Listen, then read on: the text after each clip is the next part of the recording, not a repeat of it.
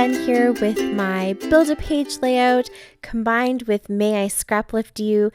This is the last page for this month's Build-A-Page. So this is layout number 5 and I'm scraplifting the lovely Sheila. Her Instagram information is down below. She's one of the Build-A-Page crew and I love this layout that I picked of hers with this just perfectly prominent photo right in the center. Brings all of your focus right to that picture, and I thought it would be perfect for a horizontal styled layout.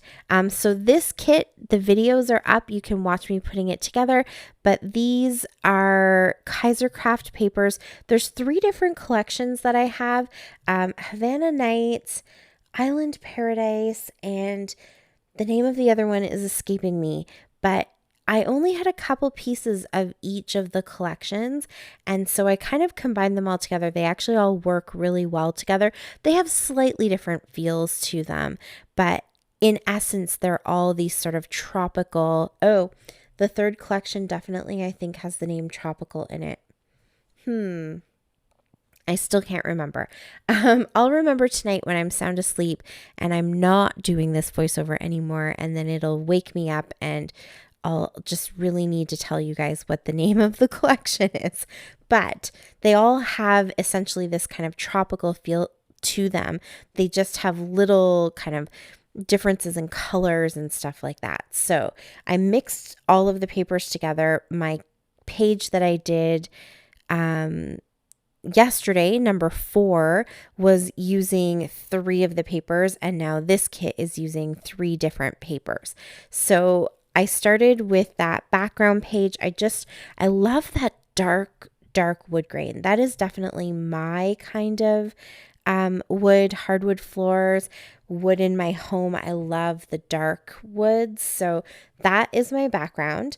And then the other piece, I just really like the kind of washed out, more beachy feel to the wood grain there, and the fronds or palm trees, palm leaves, whatever you want to call them. So I kind of cut the paper. It's not quite in half. It's maybe like a 1/3 of the page that is down at the bottom, because in Sheila's layout, she has that strip that I think is a 4x6 card and a picture. And so I kind of wanted that more kind of heavy shelf down at the bottom.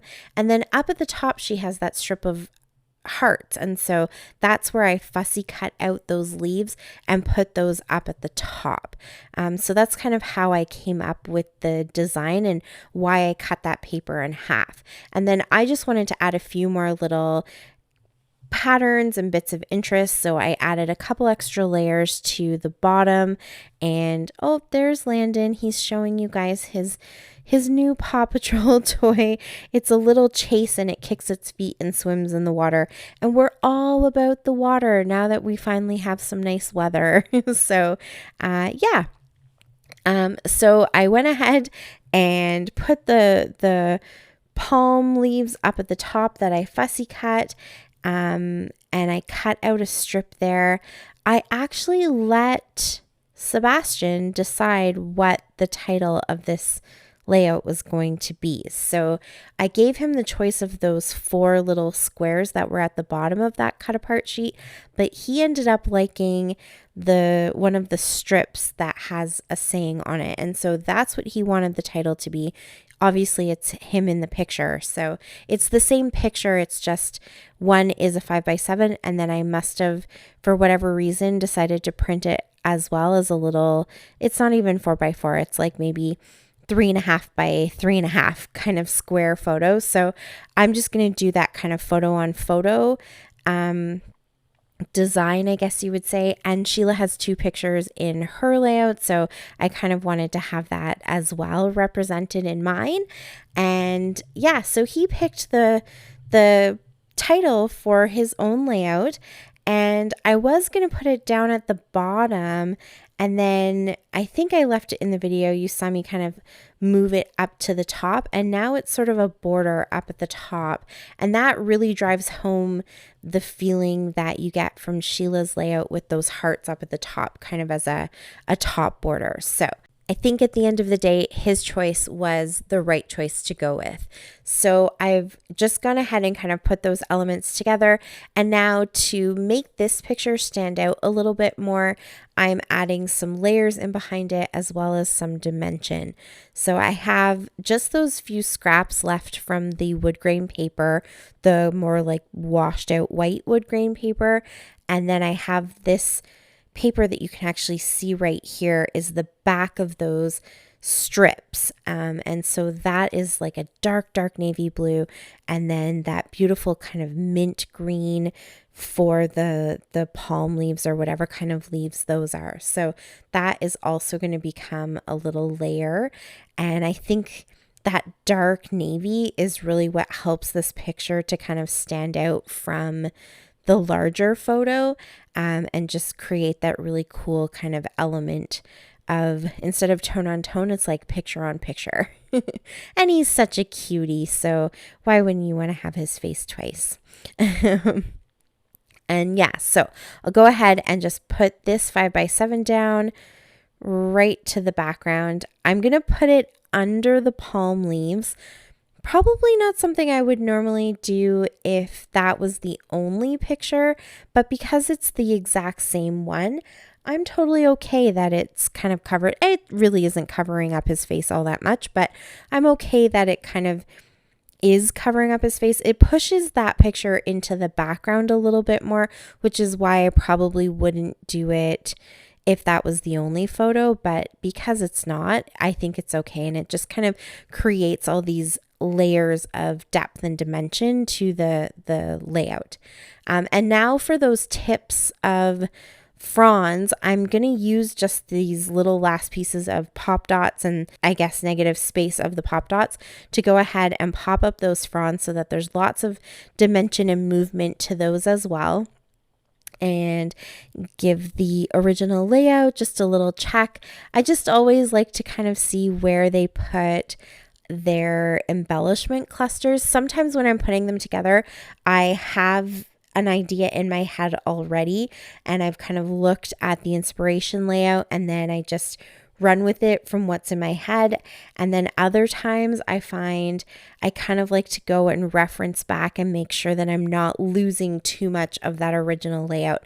And of course, a scrap lift can be as little or as much of the original layout as you want.